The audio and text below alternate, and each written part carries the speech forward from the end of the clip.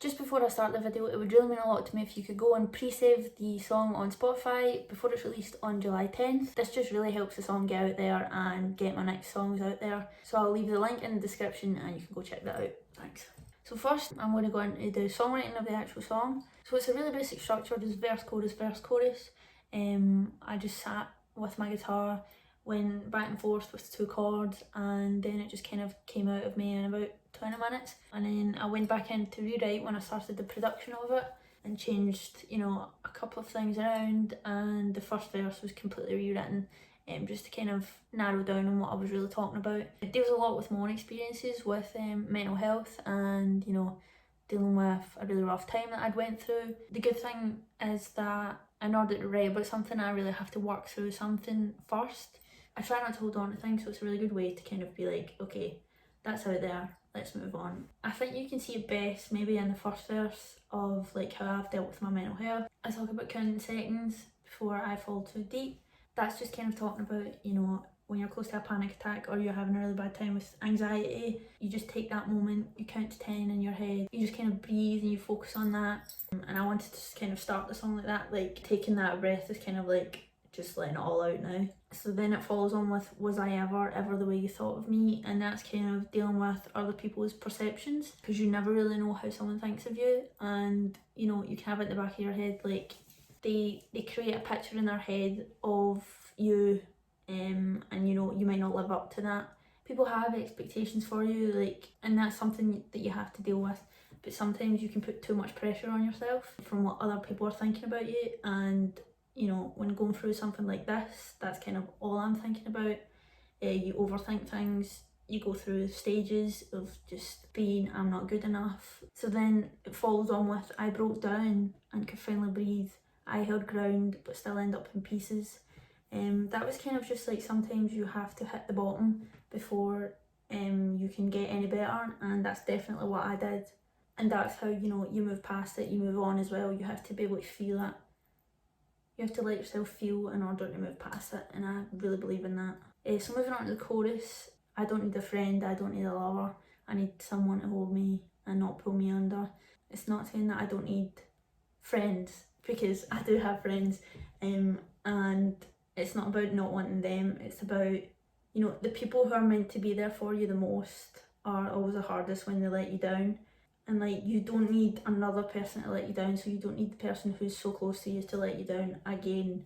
So you just want someone to kind of be there and like hold you up and not add to the weight that you already have. Because, you know, it can end up really toxic, like the relationships that you're in, it can be really toxic. That's kind of just me saying that I don't want another person in my life who's just going to bring me down. So the second verse deals with more about like someone coming into your life, not being able to fully trust them, just because of the experiences that, well, I've been through, considering it's from my perspective. And the second verse is a lot of self-doubt. Over the years, that kind of eats away at you. You know, like I'm saying, like, nobody wants me enough, no one sticks around long enough. So moving on to the production of the song, I do a lot of it at home. Some of it's just maybe little starting points, but I do a lot of the recording and things like that at home, and then I send them off to my producer. So what I have here isn't exactly what's on the track now, but it's really how I get ideas across to him, and then he kind of makes it what it is now. So like, I do all the drums myself, I program, like, so I'm not a drummer, but I'll program all the drums myself, just so I get like the feel of the song. And then it's easier to record like guitar and bass and stuff when you have drums in your ears instead of just a click track. So that's what this is.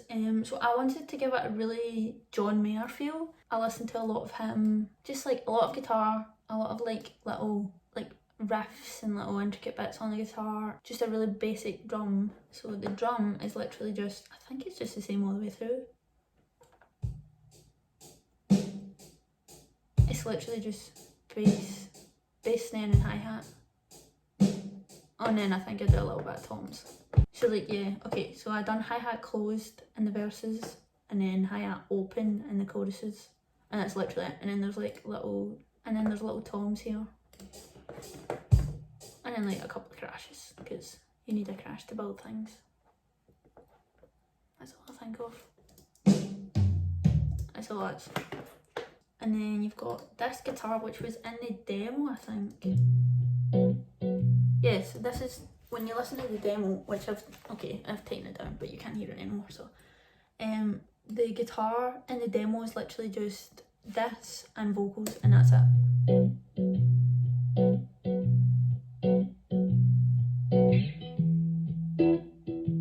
That's all it is in the full song, so I kept that in there because that was kind of giving me my beat as well in the demo instead of putting drums in, but I kind of liked it to keep it in, so I kept that in.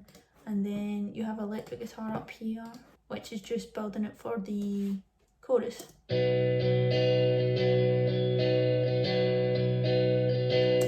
And then you have the distorted guitar, which I think I put all the way through, but it was just playing like one note. And then in the choruses, it does this.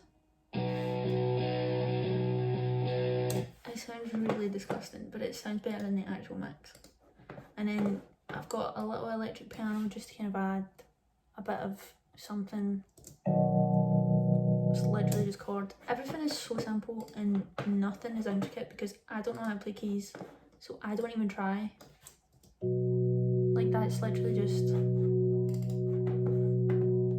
one note, but it adds to the bass. So, and then this is a lead. I don't play lead guitar, right? This is the thing, I don't play lead guitar at all, and I was playing this.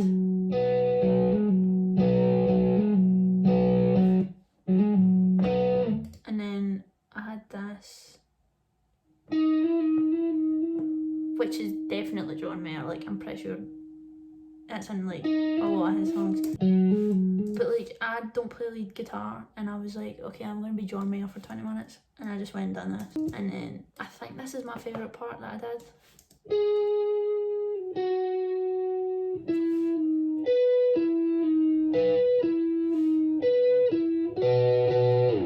There's like notes and everything in there that was not meant to be in there, but it's all fixed up in the production of it. And then acoustic guitar is just, I think I just did muted and then chords. And then I always have my vocals, but I'm not going to play them because I hate my vocals just on their own, so we're not going to do that. And then for the outro, I had this, because I was like, I want to end it without just being like, okay, end. But I also don't want like something that drags, so I want something different. So I just came up with this little thing, and I didn't record to a click track, so it's not in time or anything.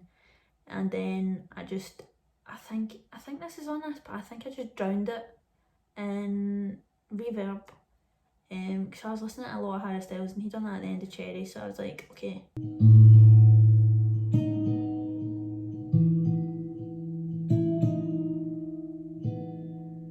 There's also a bird. Okay, I missed it, but there's also a bird in there because it was recording in here and the birds are right there, so you hear birds and all that in my recordings. Like, sorry if you hear that. It just kind of gives it that finish, and it's just like, you know, I go through all of this and I just need like a minute to like breathe, and I think that kind of reflected that. So here is the chorus, because I'm not going to play the verses or anything. So here's like a little bit of it, how it would sound if I'd gone, like if I'd just done the production, which doesn't sound the same, by the way. So I don't need a friend, I don't need a lover, I need someone to hold me and not pull me under. I don't need a friend, I don't need a brother, I need someone to hold me and not pull me under. Okay, and then you come on to this. Oh god, how do I want it? Hold on. Okay, and then this is how it actually sounds. Okay, don't look at all the screen recordings that I have, because I was trying to figure out how to work this. I don't need a friend, I don't need a brother, I need someone to hold. So this is my favourite part, I think. Oh, I messed up. 'Cause nobody wants me enough. Favourite line. I always have a favourite line in my songs. That's mine.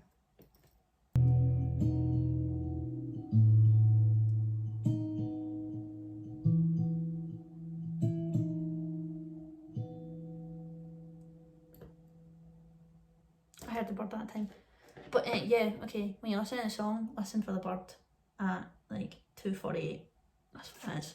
So that is how I made Under. From songwriting to the production. You know, I hope you listen to the song. I hope you like the song. Be sure to stream it on Spotify and Apple Music and all those other streaming services on the 10th of July. Hope you liked kind of an insight into how I go about my creative process. Please stream Under when it comes out and be sure to pre-save it the now so that you get it as soon as it's out, and I'll see you later.